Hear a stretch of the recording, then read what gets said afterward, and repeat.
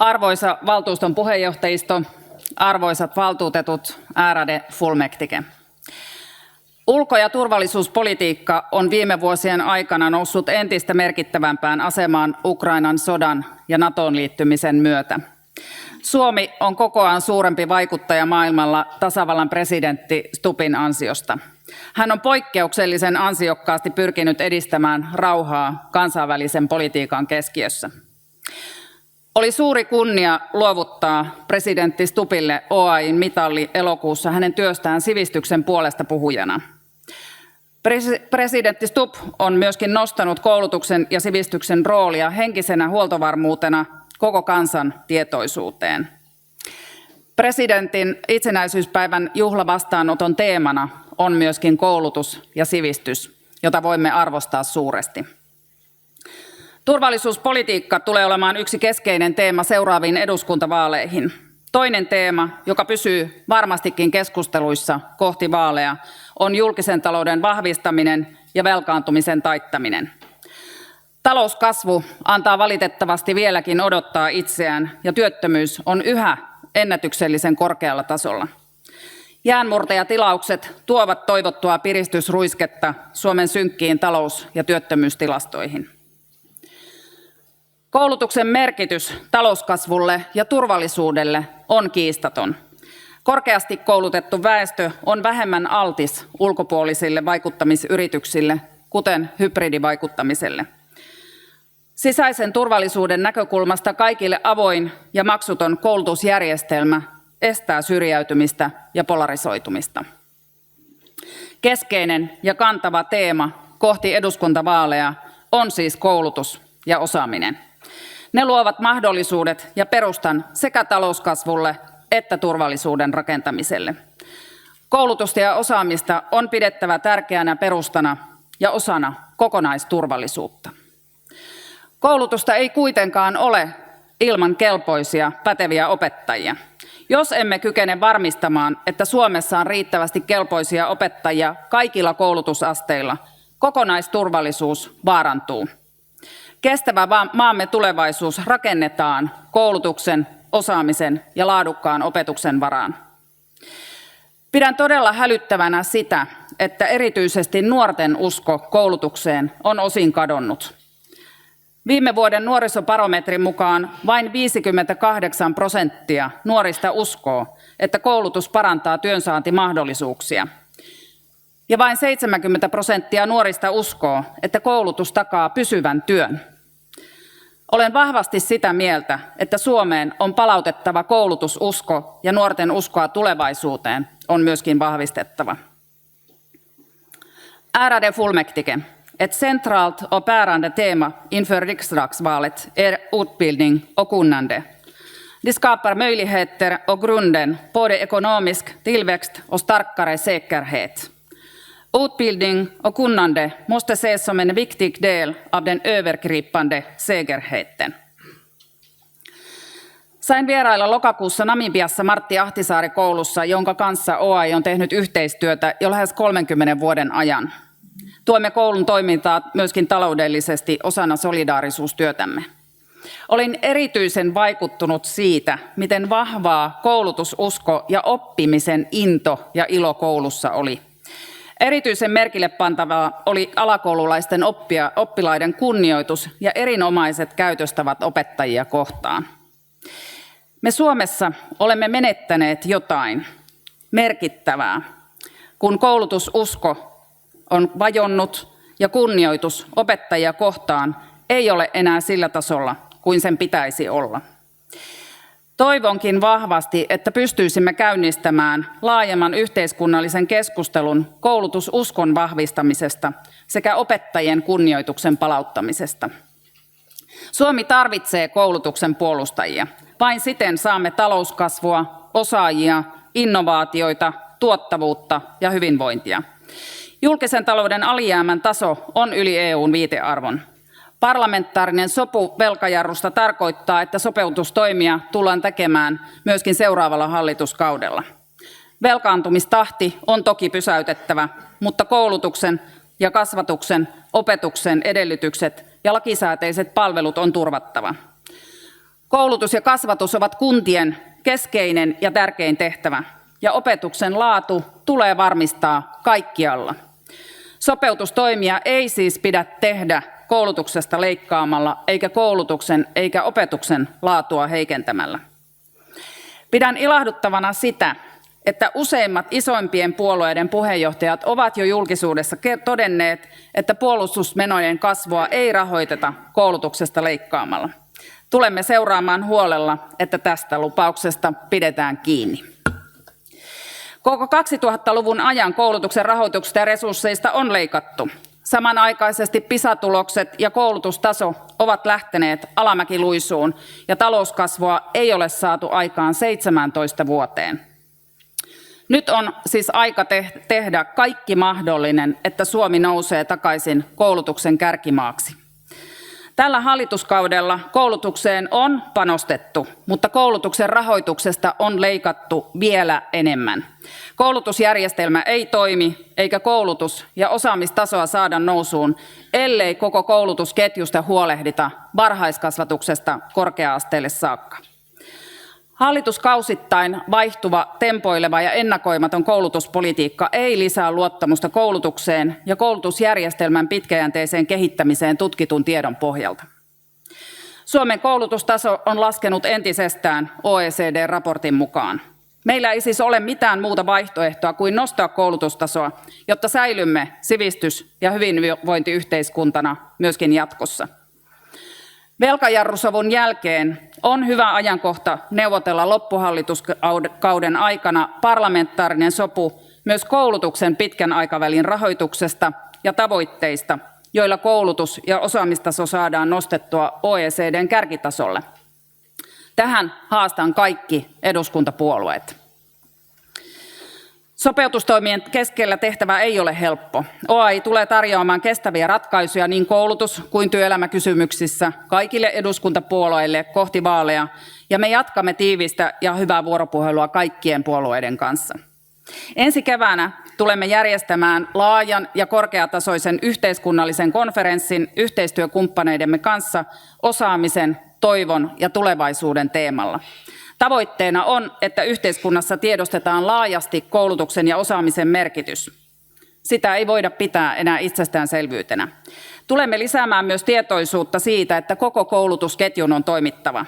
Rahoituksen ja resurssien on oltava riittävät kaikilla koulutusasteilla ja opettajien ja esihenkilöiden on oltava koulutettuja ja kelpoisia. Arvoisat valtuutetut, tämän lukuvuoden käynnistimme perinteisellä mediainfolla, jossa nostimme esiin erityisesti elokuun alussa voimaan tulleita perusopetuksen uudistuksia. Saimme hyvän startin tähän syksyyn myöskin medianäkyvyyden osalta. Koko loppukesän teimme vahvaa vaikuttamistyötä kohti syksyn budjettiriihtä. OAI:n viestiä kuunneltiin, mistä kiitos maan hallitukselle. Onnistuimme vaikuttamistyössämme. Miljardin lisäsopeutuksista huolimatta koulutus säästyi tällä kertaa lisäleikkauksilta. Hallituksen aiemmin tehdyt päätökset ovat kuitenkin voimassa ja tulevat valitettavasti näkymään ensi vuonna, kun koulutuksesta leikataan merkittävästi. Budjettiriihen alla keskustelua hallitsi mediassa erittäin ikävä rasismikeskustelu ja kesälomien siirtoa koskeva keskustelu. Me emme hyväksy rasismia emmekä syrjintää. Vihapuhe ei ole sivistystä. Korkean tason poliitikkojen pitää tuntea vastuunsa, millaista keskustelua ja sananvalintoja he käyttävät esimerkkinä erityisesti nuorille. Kesälomien siirron suhteen jäsentemme viesti on hyvinkin selkeä. Koulutusjärjestelmää on uudistettava opetuksen ja oppimisen, ei matkailuelinkeinon ehdoilla. Siirrolla olisi suuria vaikutuksia esimerkiksi ylioppilaskirjoituksia ja korkeakoulujen pääsykokeita myöten, eikä kyse ole vain teknisestä siirrosta. Koulutusjärjestelmä on kehitettävä nimenomaan koulutuksen lähtökohdista käsin. OAI ei lomien siirtoa kannata myöskään jatkossa. Korostan sitä, että koulutuksen ja koulutusjärjestelmän kehittämisen osalta on syytä keskittyä olennaiseen. Juuri nyt on erityisen tärkeää seurata ja valvoa, että esimerkiksi oppimisen tuen uudistuksen toimeenpanossa kunnat toteuttavat uudistuksen lain edellyttämällä tavalla. Resurssit tulee kohdentaa oikein hakematta säästöä muualta opetuksesta. Lisäksi opettajien hallinnollista työtä tulee vähentää. Perusopetuksen uudistuksen lisäksi kaikilla koulutusasteilla on useita uudistuksia valmistelussa.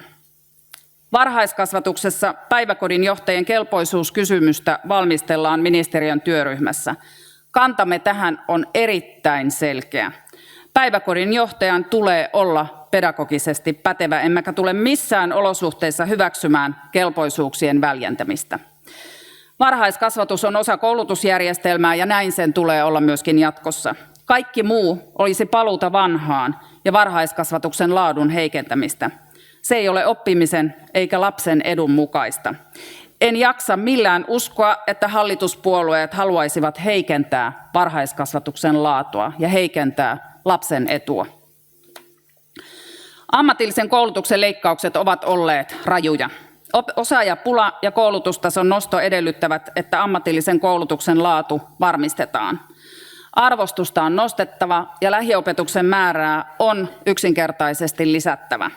Nyt ei ole aikaa katsoa ja odottaa toiminnanohjausuudistusta vuoden 2033 loppuun, vaan opetuksen laatu ja määrä on varmistettava viipymättä. Suuri potentiaali koulutustason nostamiseksi on nimenomaan ammatillisessa koulutuksessa. Olen ilahtunut siitä, että myöskin elinkeinoelämän edustajat puhuvat ammatillisen koulutuksen puolesta. Korkeakouluvision valmistelu on myöskin erityisen tärkeää. Tarkoituksena on linjata suunta koko korkeakoulutuksen tulevaisuudelle. Ammattikorkeakouluille ja yliopistoille on luotava vahva toiminnallinen ja taloudellinen pohja, joka nojaa selkeään duaalimalliin, opetus- ja tutkimushenkilöstön hyvinvointiin sekä ennakoitavaan ja riittävään perusrahoitukseen.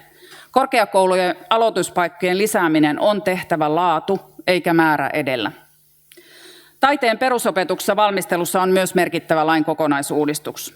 Uudistuksen lähtökohdat ovat monin osin kannatettavat, mutta tässäkään uudistuksessa emme voi hyväksyä miltään osin opettajien kelpoisuuksien väljentämistä. Opettajalla on oltava pedagoginen pätevyys, jotta voimme pitää kiinni opetuksen laadusta. Vapaan sivistystyön osalta sen merkitystä kotouttamisen onnistumiseksi ei ole ymmärretty eikä hyödynnetty riittävästi. Opetuksen laadun varmistaminen ja turvaaminen on ensiarvoisen tärkeää kaikilla koulutusasteilla. Pidän hyvin erikoisena edelleenkin sitä, että puolueet eivät vieläkään ole halunneet edistää opettajarekisteriä viime talven Edukassa annetuista lupauksista huolimatta. Syntyvyyden laskiessa ja toisaalta maahanmuuton kasvaessa tarvitaan väistämättä ajantasaista tietoa siitä, kuinka paljon kelpoisia opettajia on ja kuinka paljon opettajia tulee jatkossa kouluttaa. Kyse on opetuksen laadun varmistamisesta, jonka tulisi olla jokaisen puolueen ja poliittisen päättäjän intressissä.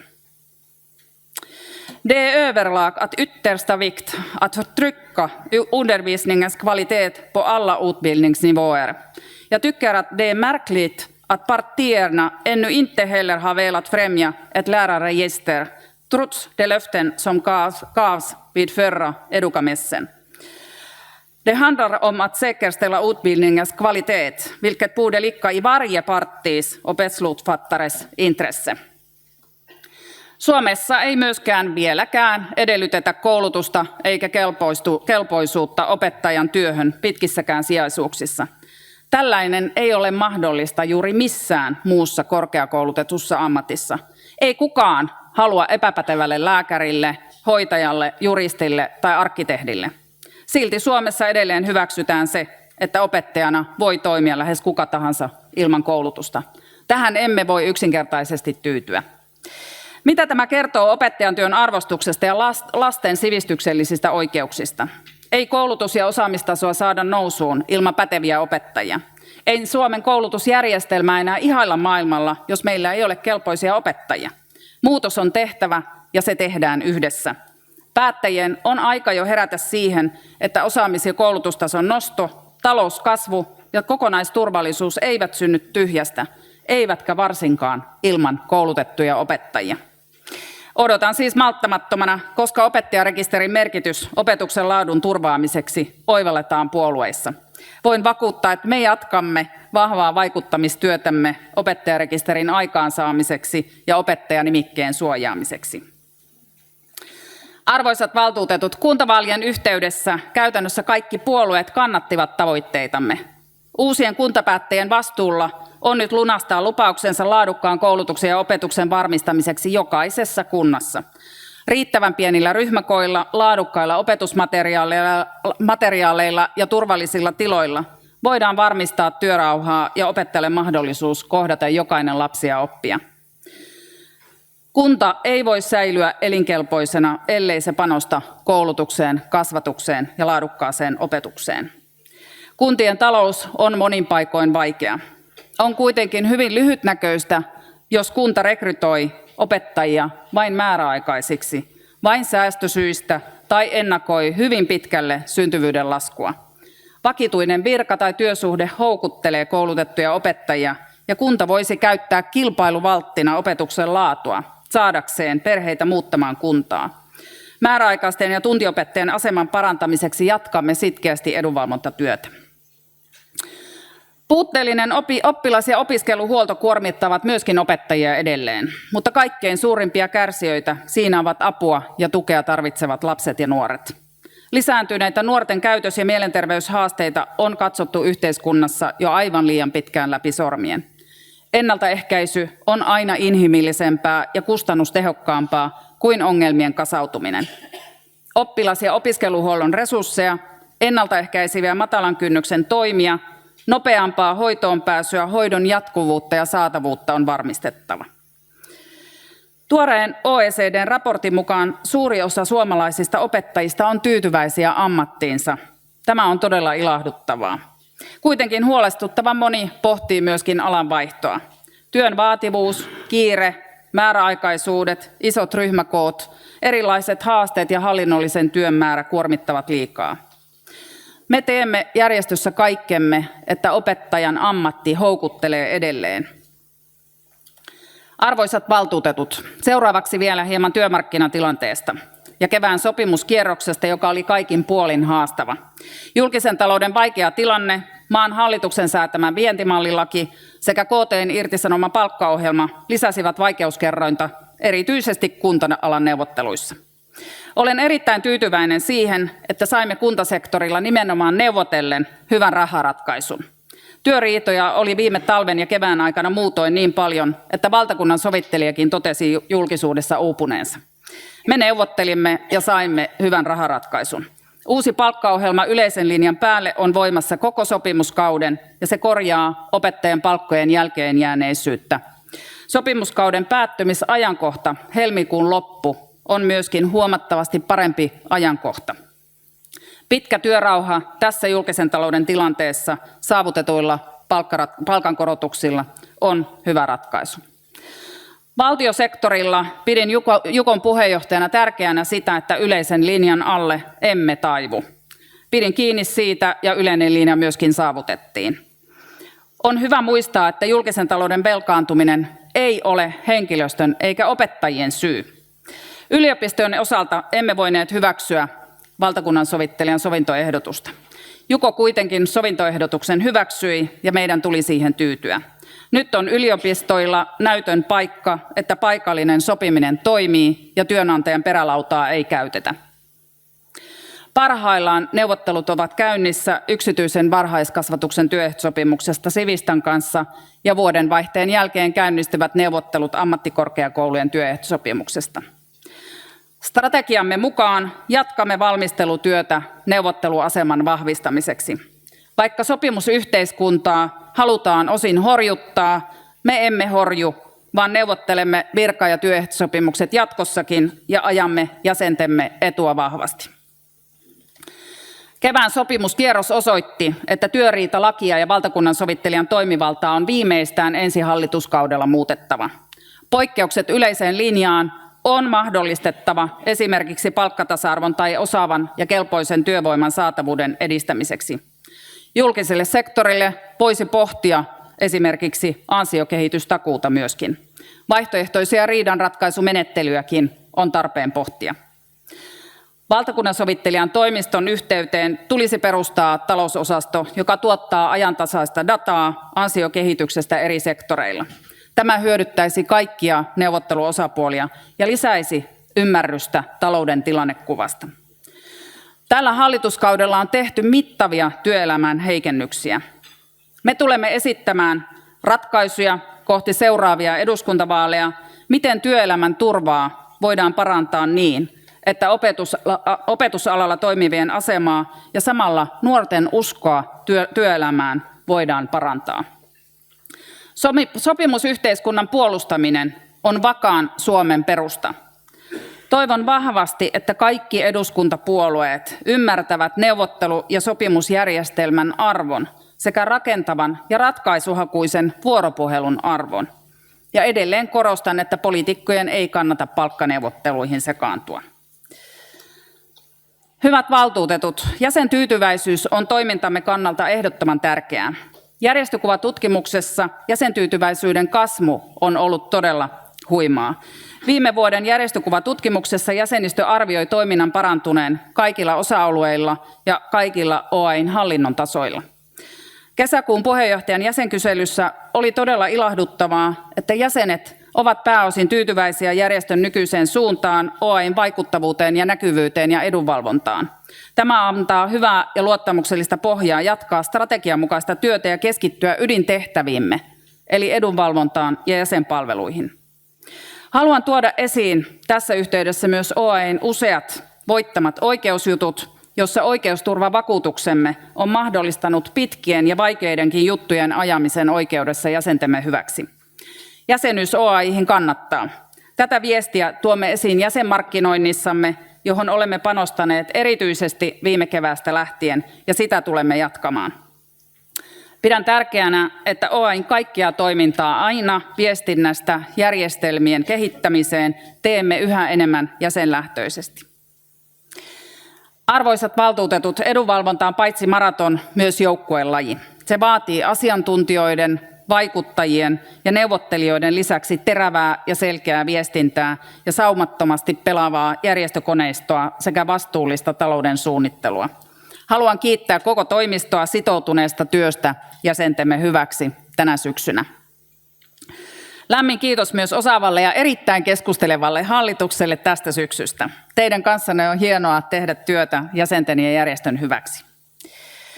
Tämän valtuustokauden viimeisessä syysvaltuuston kokouksessa haluan osoittaa erityiset kiitokset teille valtuutetuille.